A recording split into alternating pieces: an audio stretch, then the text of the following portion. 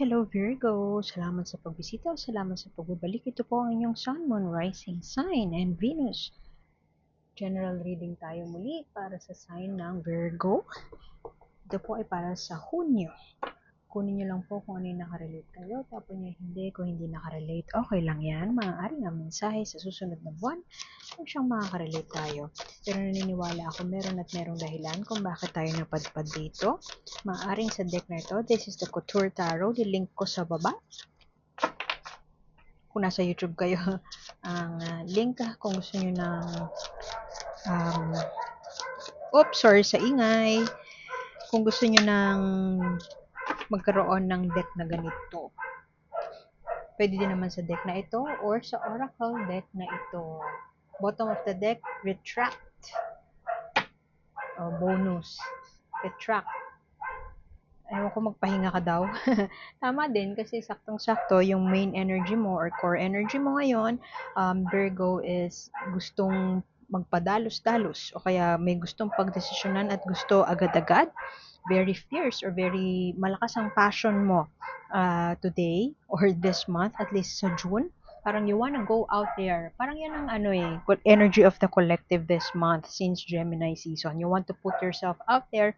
Parang social butterfly, pwedeng gusto magmingle. O kaya naman merong gustong tahakin na path or merong gustong i-achieve at gusto mo now na.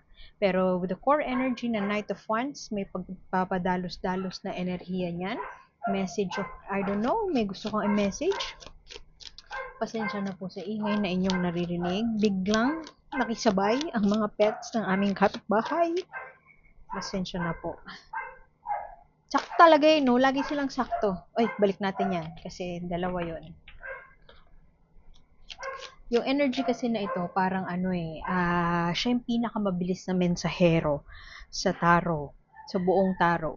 Pero hindi pa siya ganun ka-resolved o kaya hindi pa ganun kabuo ang kanyang plano. Basta gusto ko sabihin now na.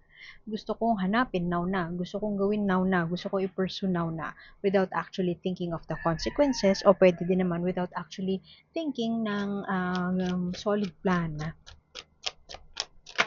So, what is this about? Okay, makipaghiwalay ba? Yun agad yung nasa isip. Makipaghiwalay agad yung nasa isip ko kasi ang lumabas ay justice. To clarify this core energy. Tabi muna natin yan. Hindi nyo siya makikita sa frame, pero okay lang yan. Kung hindi nyo makita kung maputol man. Okay. Kaya ako nasabi na pwedeng hiwalay kasi legal battle o kaya custody, child custody ang nasa isip ko. O pwede din naman na divorce. Kung ikaw ay nanonood from another country, wala kasing divorce sa Pilipinas, di ba? Pwedeng hiwalayan. Pwede din naman na you could be dealing with a Libra, but the justice will be served. Pwedeng ang gusto mong trabahuhin this month ay finally ayusin na yung mga papeles, i-confront na once and for all ang legal battle na matagal mo nang gustong gawa ng paraan. Ooh, very aligned yon sa world card kasi you may be closing a chapter ng buhay mo. Yung iba sa inyo pwedeng hindi na makapagtrabaho, hindi na magawa yung mga bagay na gusto niyang gawin dahil naaantala ng isang bagay na hindi mo ma-confront o kaya hindi mo ma-resolve. Pwedeng may kinalaman ngayon sa isang legal battle. Pwede din naman na for the longest time you feel na parang malas-malas naman, lagi na lang ako yung talo. And so ngayon parang you want to take action na, pursue it once and for all kasi ayaw mo nang maulit muli yung pagkakaantala ng mga plano mo. Parang walang matapos-tapos. Parang hindi umaayon sa'yo yung universe.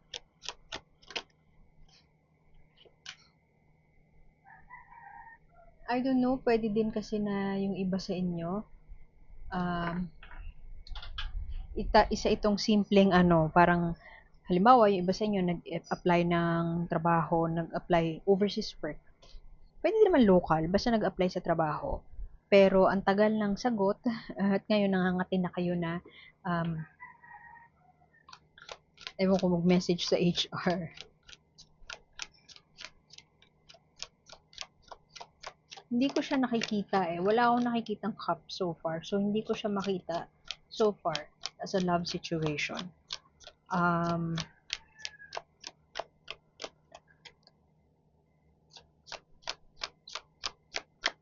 Iba sa inyo naman, pwedeng kung love situation nga ito, pwedeng, yun nga, child custody, o kaya hiwalayan na may legal na proseso na involved, at nangangati, basta general energy mo, nangangati ka ng simulan siya, nangangati ka ng gawin siya.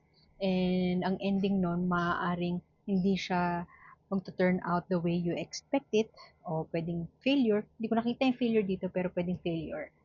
Hindi siya yung expected na outcome na gusto mo, pero hindi man siya expected outcome o hindi man siya yung gusto mo na outcome, I strongly feel na magkakaroon ng conclusion. Nga, yun yung justice eh.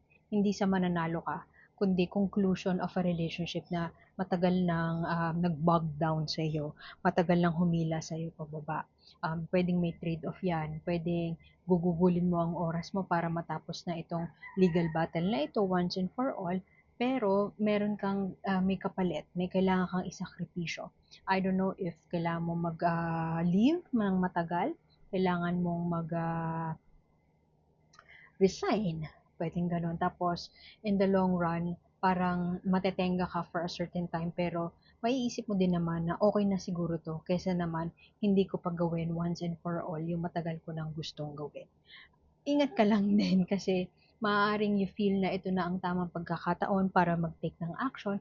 Ingat ka na hindi ka handa doon sa mga consequences na kapalit ng mga actions na gagawin mo, o hindi ka handa doon, wala kang solid plan, parang bahala na si Batman basta gagawin ko na to, kesa naman i-overthink ko na naman kung paano gagawin.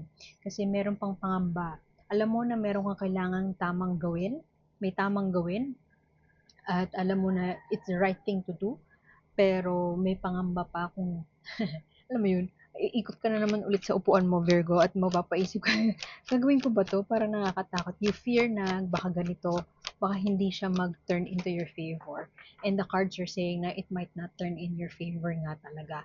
Pero, hindi nga siya magiging, yung outcome man ay hindi yung inaasahan mo or yung gusto mo mangyari, definitely, matatapos na ito. Masasarado mo na itong chapter na ito. Most of you are dealing with Libra, basta air sign. Kung hindi Libra, Aquarius o Gemini. Gemini season pa naman din ngayon. Pwede din naman na kung yun nga, meron kang lalayasan na old relationship na matagal mo nang gustong tapusin o matagal mo nang gustong kumprontahin, pwedeng ginagawa mo yun dahil you have met this person na alam mong match mo. I don't see any third party situation here. So kung meron mang third party sa inyo, I feel na itong taong ito ay dumating at a time na hindi na okay yung past relationship mo. So kung cross-watcher ka at may Virgo ka na partner, nagdududa ka may third party siya, isipin mo din kung ano yung naging ano yung naging papel mo dun sa breakdown of the relationship, dun sa failure of the relationship. Okay? So, this energy, there is an energy of a very intellectual person, very reasonable, voice of reason siya. I don't know if this is your dad, pwedeng kuya, pwede din naman na ate na very intelligent at siya ang nagiging guiding force mo towards this legal battle or towards this issue that you are experiencing in your life right now. Pwede din naman na yung iba sa inyo ay magfo-focus dun sa isang bagay na gusto nyong i-achieve, no? O gusto nyong tapusin na once and for all, no? Magfo-focus kayo dun, ang kapalit nun ay may iwanan nyo yung trabaho na gustong-gusto nyo or mahal na mahal nyo na trabaho. So, there would be, parang dahil hyper-focus ka doon sa isang bagay na gusto mo nang tapusin or gusto mo nang i-achieve, medyo maneneglect natin ang isang aspeto ng ating buhay na okay sana. Okay sana. Pero, wala eh. May choice ka na choice mo na magpurski na at i-close na yung chapter na yan na matagal mo nang iniupuan eh.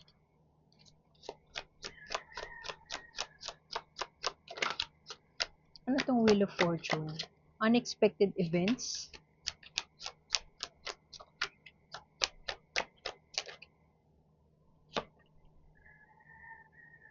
Closure. Yun na nga, magkaka-closure si Virgo. Meron kang maisasakripisyo. May isasakripisyong aspeto ng buhay mo. Pero ang kapalit naman nun ay, kunin na nga natin yan, sige. Kasi kanina pa gusto lumabas ng judgment eh. Meron kang maisasakripisyong aspeto ng buhay mo, pero ang good, ang positive side nun is, masasarado mo na yung chapter ng buhay mo. Parang ibabaon mo na siya sa limot. Ilalagay mo na siya sa nakaraan mo. You will put it all behind you. And maaaring hindi man maganda yung outcome, like, yun nga, wala kang trabaho, tambay ka, ganyan. Pero magiging oportunidad ito para magmuni-muni ka kung saan mo gusto patungo in your life moving forward.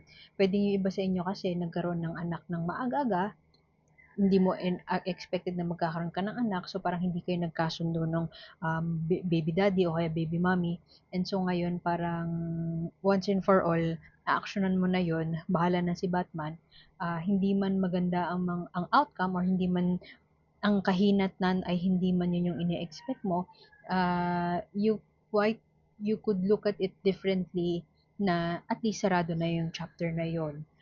Hindi pa malinaw, marami pang hindi malinaw itong dalawang to. Walang linaw.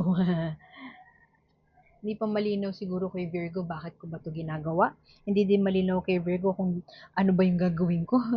Basta gusto ko may gusto kang gawin, pero hindi malinaw sa yung wala pang sagot eh. Pero um, siguro yung iba sa inyo iniisip na ang tagal ko na nag-aantay ng sagot, never naman dumating yung sagot. So might as well just do it now. Bahala na si Batman. At least matatapos na yung matagal ko nang gustong ah, nasagot, makunan ng sagot. So ngayon, magkakaroon na ng ano, kumbaga, konting clarity. Hindi, I say konti kasi marami pa ring mysterious o left in the mystery pa rin hanggang ngayon. Kumbaga, pwede din kasi na yung mga tao sa paligid mo mapaisip na bakit mo ginawa yun? Wala naman siyang ginagawang masama sa'yo. Bakit mo ginawa yun? Bakit mo kailangan gawin yun? Yun yung ano eh, yun yung dun nanggagaling yung sinasabi ko kanina na para magpapadalos-dalos ka. Siguro matagal mo ng ano to eh, dala-dala. Matagal mo nang dala-dala. And ngayon, you will bring it to completion. Merong kang kutob na ang kahihinatnan ay hindi siya yung ine-expect mo na kahihinatnan, pero it is something that will eventually close yung chapter. Parang kumbaga, yun na yung sagot. Hindi man malinaw yung what the future holds, pero para sa'yo at the present time, I think I have to end it. Pero pwedeng ganon. In the relationship, I don't know. There is somebody, pwede din itong presence ng taon to, yung sinabi ko kaninang baka kuya, some intellectual person, guide, matalinong kaibigan, ganyan, pwede, whoever this person is, King of Swords kasi tao yan. So, if this is not your partner, Libra, Aquarius, Gemini, this could be a friend. Yun nga, a friend, a brother, older brother, pwedeng boss. Pwedeng siya ang magbibigay or tutulong sa'yo para magbigay ng liwanag sa lahat. Pero ang nakikita ko pa rin dito, kahit pabigyan ka ng guidance itong taong to, may pipiliin ka pa rin at may gagawin ka pa rin ng bagay na against the flow eh, kumbaga, or hindi yung ine-expect ng mga tao na gagawin mo. So kahit pabigyan kang linaw ng taong to, at the end of it all, meron pa ring mga bagay na hindi magiging malinaw. Actually, pwede din na yung iba sa inyo, hindi kayo yung magte-take ng action. Pwedeng yung action na yun ay towards you. Pwedeng i-ghost kayo ng partner nyo.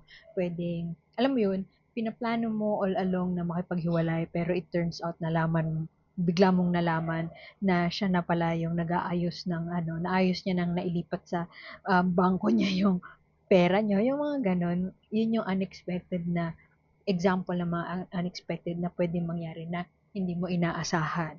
So, parang everything will be parang, what did just happen there? Ano nangyari? Parang, akala ko ako yung gusto ng kumuwala, pero all along pala, nagpaplano na behind your back yung partner mo. So, hindi siya may bagay na ano may bagay na hindi mo aasahan. Masakit, pwedeng masakit. Pwedeng ending. Pwede din na betrayal ng mga tao sa paligid mo. Pero ang positive, parang kumbaga ang silver lining na lang yan ay ano, masasarado na itong chapter na ito. Kumbaga, sasabog na lang siya bigla. I don't think na, I wouldn't advise din na magdahan-dahan ka or take it slow. Kasi, while magandang advice na planuhin mong maigi o kaya huwag ka magpadalos-dalos, pero hindi ko naman mapipigilan yung kalooban or kagustuhan ni Virgo, yung free will ni Virgo na kumilos na. Kasi common kay Virgo na hindi kikilos agad-agad. Iisipin niya pa yun 4 hours, 1 week, 1 year bago niya mag-take ng action. I-overthink niya pa yun. So, knowing Virgo, uh, ito ang tamang, siguro yung energy na ito ay tama lang na lumabas sa'yo this month kasi once and for all, Virgo will take action, which is very rare. No offense, Virgo, pero, oh, yun. So, ang ending nun, judgment, you are encouraged. Whatever happens, you're encouraged by the universe to reassess kung asan ka na ba in your life, what would you want to do next, ano yung next steps mo. Kasi something is about to close, something is about to end, you will bring completion, hindi mo man inaasahan, pero something will be closed. Some chapter, masasarado na. Next to, on to the next chapter na, kumbaga, si Virgo. Ba tayo ng advice? I think si Sagittarius yata, ito din yung nakuha na, ano, basahin ko sa'yo yung isa pa. Feel kong kumuha pa ng isa. Okay. Listen to your intuition and feed your mind. Parang mamili ka ng stories na sinasabi mo sa sarili mo. Self-talk, positive self-talk lang. Huwag mo i-feed ng negative thoughts yung utak mo and huwag mo i-doubt kung ano yung sinasabi sa'yo ng kutob mo. Yan yung dalawang yan. Pero basahin ko yung guidebook.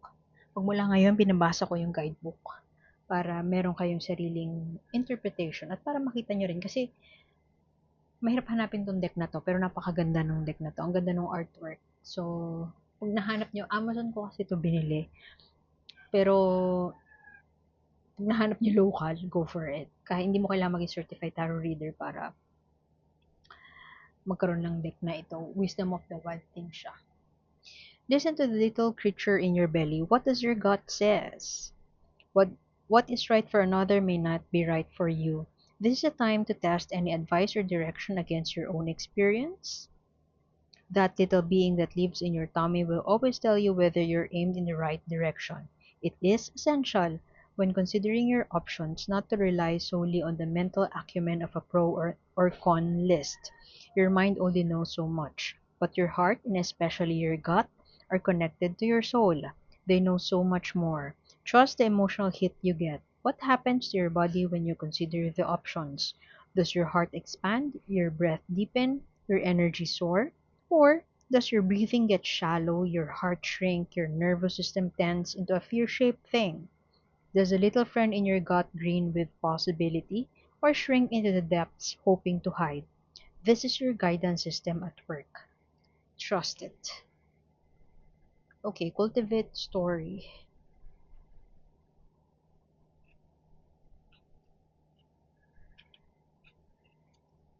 You are made of moonlight and stories.